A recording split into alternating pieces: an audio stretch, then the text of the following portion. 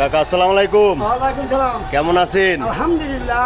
এটা করতে আইছে তারপর তো না বলতে মিলনে মিলনে এটা কি ওয়ারিশ আছে? আছে পুরুষ না মহিলা? মহিলা মহিলা মহিলা আছে কি দুইটা মহিলা। দুইটা কি ফাঁসি দেওয়া নাকি মার্ডার? একটা জলে পড়া আর এটা কি বিষ খাওয়া।